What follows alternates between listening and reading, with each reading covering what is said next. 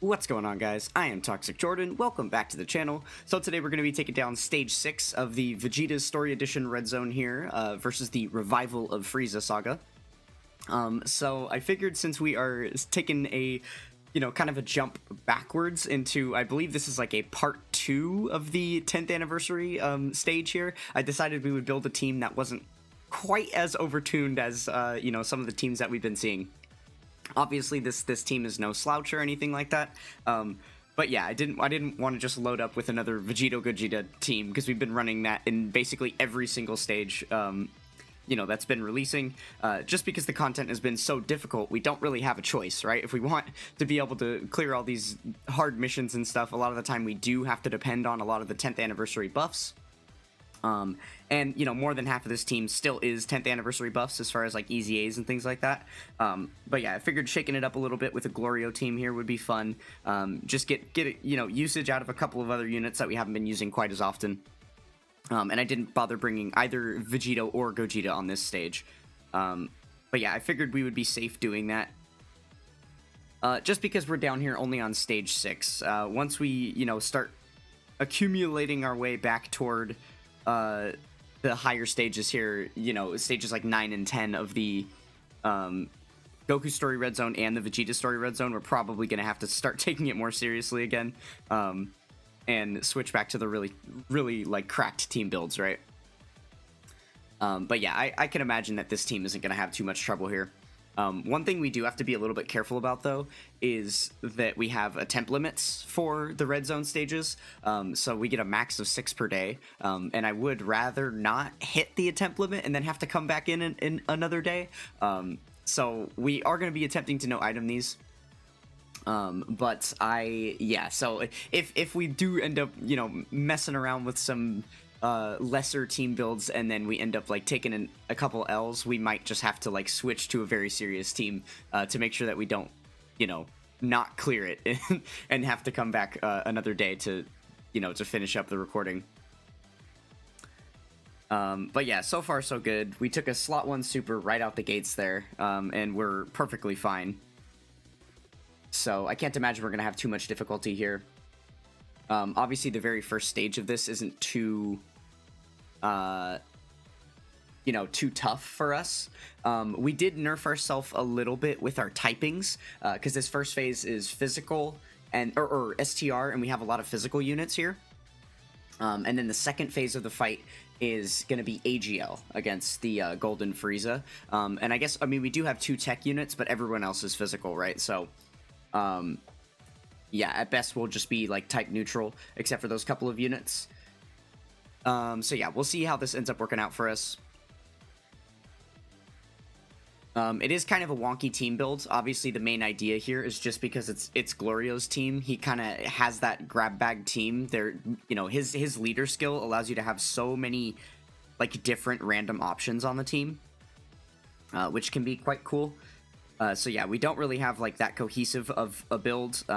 Yeah, I imagine like, well, actually, that is kind of cool. I didn't even realize that until now, that we do have Saiyan Roar active. So that is actually kind of huge for these two. So yeah, I think it does make the most sense for us to keep these guys as a rotation. And then I guess I could imagine that the Cell and Janemba are probably going to link up decently well as well. So yeah, maybe we do have a rotation set now, and then just having our slot 3 Glorios going off, right? Could be very good here. So one of the reasons why I picked the Glorio team in the first place for this event is because this first phase has an effect where after receiving 7 attacks, he gets a massive defense reduction. So obviously that's not going to make like the biggest difference because he still has 70% damage reduction and 210 million HP pool. But yeah, I figure getting those 7 attacks in as quick as possible would have been the best idea, which I'm pretty sure already procced on turn 1. Yeah, we've definitely already done 7 attacks by now, so we have, effectively gotten that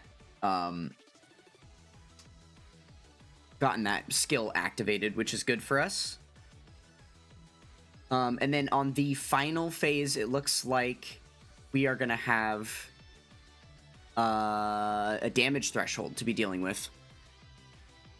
So that's going to be like one big benefit of Glorio himself. If some of our other units just aren't able to reach that damage cap for some reason, then Glorio definitely will be able to with all of his additional attacks and stuff, right? Okay, awesome. It's worth noting this first phase can super attack twice per turn. It's only 1.5 million damage, so that's not too terrible for us. Okay, yeah, this is actually really big. We probably should... Okay, yeah, so Cell being slot 1 makes sense. But yeah, this Cell and Janemba having big bad bosses is really big for us, right? Okay, here's what I'm thinking. We grab these physical orbs here, and then we can grab all these tech orbs with Gohan. Or wait, maybe I should save the tech orbs. No, let's do this. We'll still get the 24 key with Gohan, and then that way we have some tech and some physical for next turn. Assuming the enemy survives that long, which I assume he will, but Gohan is not to be underestimated. His first turn is absolutely massive with all the additional attacks that he gets from his intro, right? Yeah, to be honest, I think even though we tuned it down just a little bit, I feel like this team is still a little bit overtuned, and is probably not going to suffer too hard in this final phase. We'll have to see, though. This final boss does ramp up quite a bit. Once we get to this next phase, we're still dealing with 70% damage reduction, but his HP pool more than doubles. We're dealing with 210 million right now. And then once we get to the final phase, we're going to be dealing with 490 million. So it's going to take quite a bit longer to get through. I guess considering we won't have as much, or we're not going to have any type disadvantage, and we will have a little bit of type advantage, that's definitely going to be something that helps out. Not to mention, you know, a little later in the fight, that's when we start to get all the active skills activated and things like that, which help us do a little bit more damage.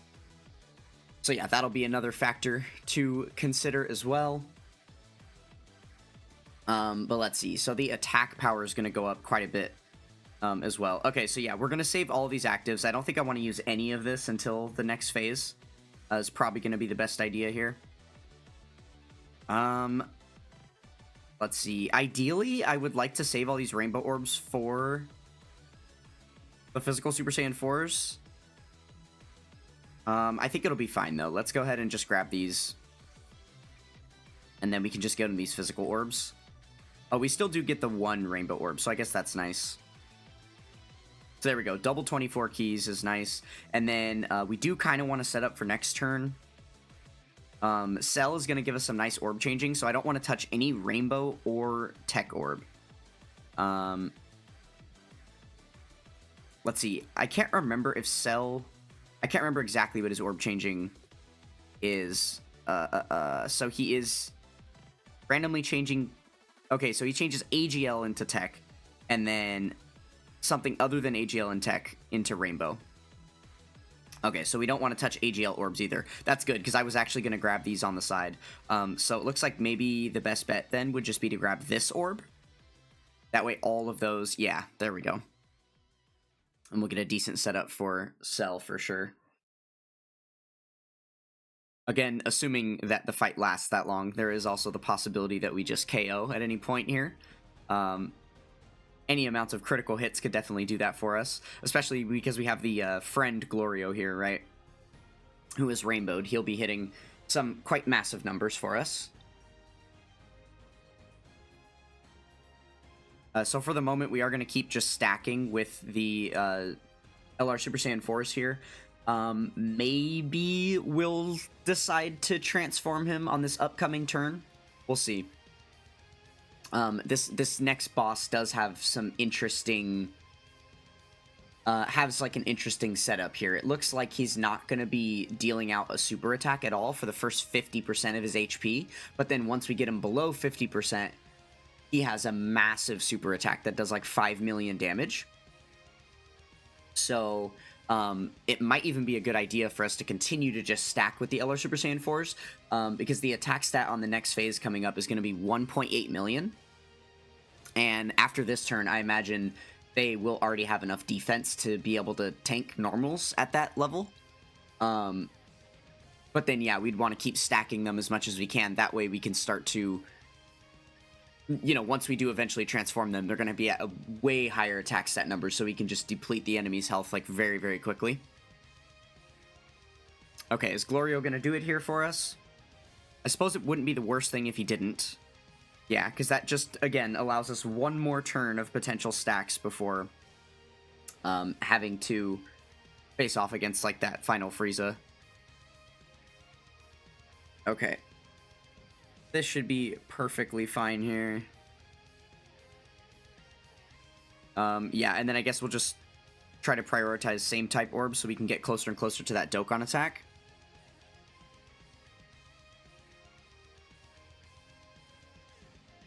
Okay. Okay, perfect. So moving on to this final phase here. Alright, so again, we do have access to a couple of actives here. We'll probably wait, though. I think it makes the most sense to wait, especially because this guy's defense is going to be lowering. His attack and defense are both going to be lowering by 5% for the next 6 turns. Okay. Oh, yeah, and he guaranteed crits when launching a super. So really the idea here is that, if possible, I would like it to be a thing where the very turn that he is below 50% HP for the first time, we make that the turn where we KO him, if possible, right? It might end up taking 2 turns or something like that. Hopefully not much longer, though. That is kind of the main goal that I have, that I'm thinking of at this point. Let's see. The orbs are kind of icky for next turn. Let's pray that Cell has a good rainbow key sphere change, because all of the Tech and AGL orbs are kind of hidden up in the board. We only have, like, physical and int orbs down at the bottom. Which, again, worst case scenario, we do kind of have 2 slot 1 units on both rotations now. You know, both our slot 1 and slot 2s can kind of be interchanged. Obviously, the Giant Ape Vegeta is going to be a better slot 1 than the Super Saiyan 4s. But then, mainly, like, if we did run into a situation where we felt like the Vegeta was at risk, which I think is next to impossible on this phase at this point, then, you know, we could always transform with the Super Saiyan 4s, and then they would be a suitable slot 1 for us. But then on the opposite rotation, both Cell and Janemba are going to be very viable slot 1s, right? So, worst case scenario, if we don't have a good orb selection, then we can just put Janemba in the first slot to try and move around the key field a little bit, and then get a good selection with Cell. Just because of the amount of extra damage we're going to benefit from with Cell, because he has type advantage, and then, you know, that nuking passive just allowing him to get to some ridiculously high attack stat numbers, we definitely want to prioritize that, the orb selection with him as much as possible, right?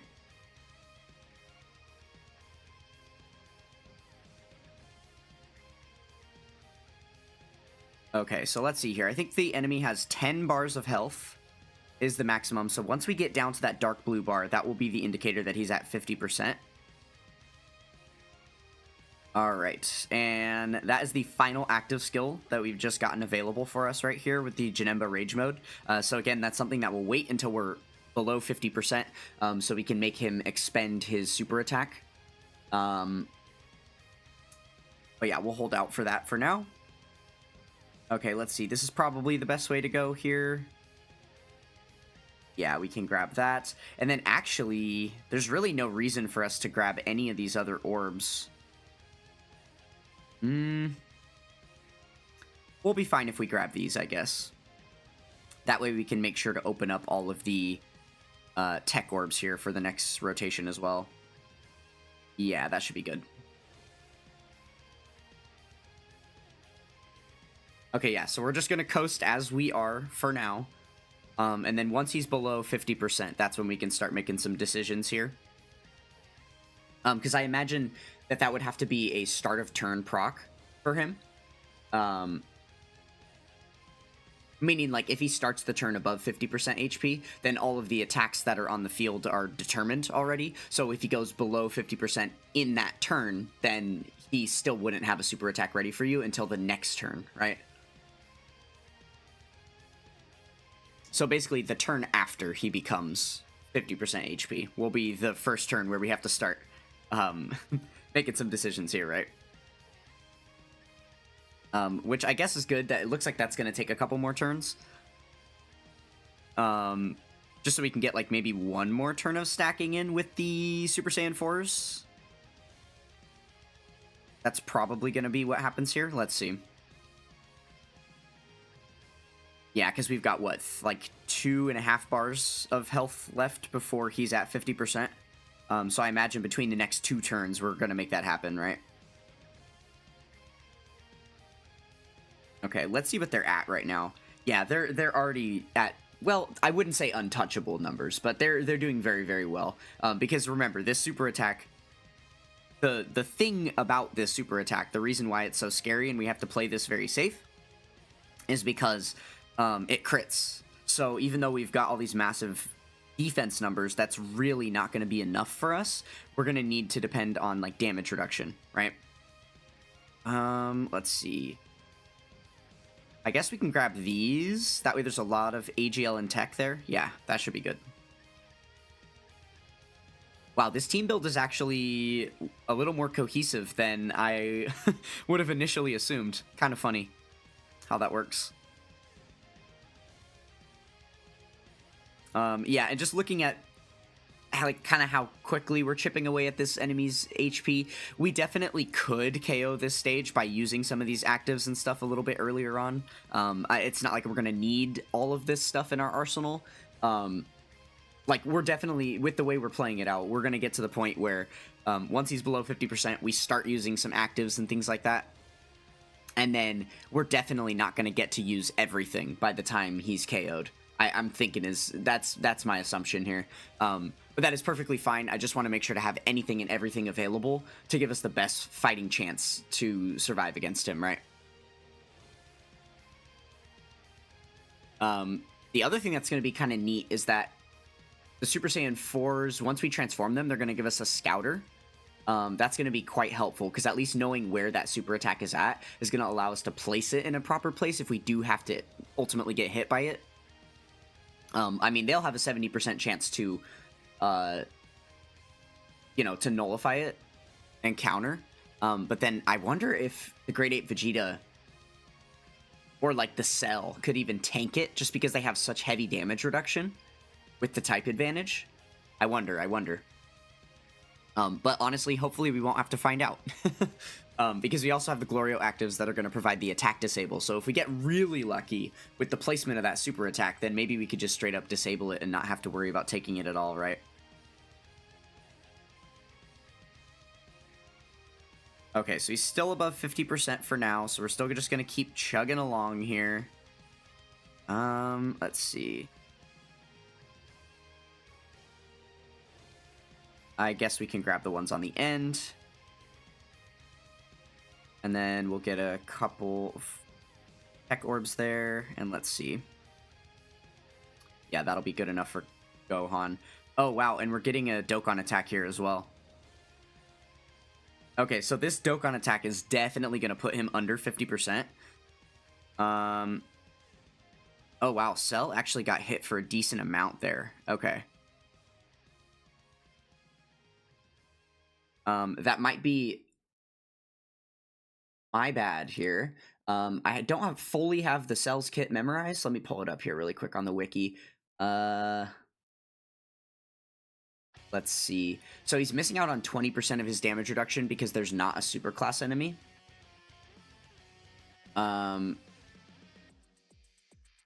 Okay, let's see. Oh, yeah, it's just because I didn't get enough rainbow orbs with him. That's really all it was. Because he gets the extra 10% damage reduction per rainbow key sphere obtained, right? And then he's getting the extra attack and defense with just key spheres obtained in general. Okay, yeah, so I'll just be a little more conscientious to select some rainbow key spheres with him every turn, because in base he only has 20% damage reduction. And yeah, because there's not a superclass enemy, he lost the extra 20%. So we actually really needs Rainbow Key Spheres, especially if we were entertaining the idea of him tanking the 5 million damage super attack crit, right? Okay, good to know, good to know. I'll keep that in mind as we move forward. Okay, so now he is handedly below 50%. So definitely there is no choice at this point. We got to transform. Sweet. Okay, so we can see that the super attack is going to be in the first slot there. So, cool thing is that the LR Super Saiyan 4s, we don't have to worry about this, right? Because on their 18 key, they disable the enemy action. So when they launch their 18 key, they're just going to disable the super attack that happens right after. So we throw him in slot 1. And it's safe to do this, remember, because post-transformation for 1 turn, he's got the 77% damage reduction again. So we know for a fact we're not going to have to worry about the normal attacks that happen in that first slot there. Plus, you know, we have 2.4 million defense. Okay, so, but before we even get to that point, let's go ahead and launch our active skill just for some extra damage here. Might as well. And then I guess we might as well do the same thing with Glorio as well, right? This is going to provide an attack disable for the first slot here, which doesn't make a difference at all. But just, again, some extra damage is nice. Okay. And then we'll select all these orbs. Let's see. Can we get more rainbows? Yeah, this way we can get more rainbow orbs, but we'll actually get the 24 key this way. So I think it's probably better to prioritize this. Okay, there we go. And honestly, looking at where his HP's at, this is about to be a very, very heavy damaging turn for basically everyone. But the Super Saiyan 4s in particular, right? So yeah, this is probably going to be GG here. Yeah, 33 million. If we were able to pull out a couple crits here, it's probably just over right now. Okay, so we apply the attack disable, which is good. Okay, never mind. Maybe I did overestimate the amount of damage we were going to do here. But that's perfectly fine. We still got more protection to come on the next turn. So no big deal, no big deal. I don't know. Maybe it's possible that we KO here. Maybe. We did do quite a bit of damage there. And then now we have these type advantage attacks coming in here. 24 million. Like, if we get some crits here and then we have a decent turn with Glorio. I guess the only problem is that Glorio doesn't have any links active right now. So he's probably not going to hit that hard. But nonetheless, if he gets a million additional super attacks, then his attack stat is just going to raise by quite a bit. I didn't really bother to check the build for this friend Glorio. I'm not sure if he's got an offensive build or not. I would assume he does. Most people, generally speaking, do favor offensive builds anyway, so it's pretty unlikely you're going to find a defensive build just randomly on the friends list. Especially on a unit like Glorio that kind of prefers an offensive build, right?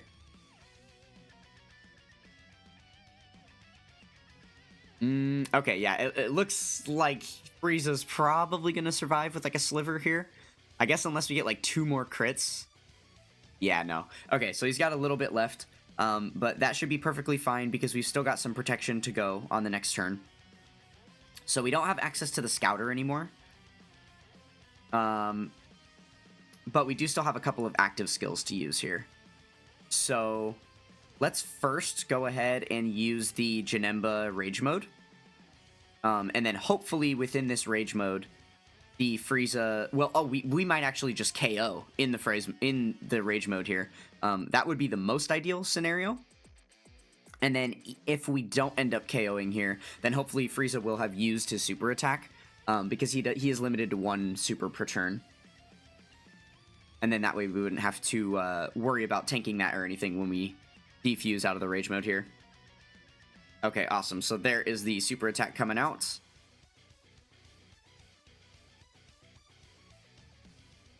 Yeah, there we go. Over 5 million damage. That is ridiculous. But yeah, that's kind of the meta at this point. With all these really strong boss supers, pretty much the idea is that you want to just use all of your mechanics to cancel their ability to even be able to attack you with these supers in the first place, right? Does he survive this? Oh no, okay, because of the guaranteed crits, he doesn't. Okay, that's good, that's good. There was a chance he survived that. Okay, well, there we go. Pretty easy peasy no item. Definitely nothing too difficult there. So yeah, we'll go ahead and collect our little tickets for clearing the stage, and that should be good to go. I don't think that there were any other missions or anything to take care of for the stage 6 here. Yep. Okay, so that is going to do it for this one. Thank you guys so much for sticking with me. Don't forget to check out the links in the description below, and I will catch you guys next time. Peace.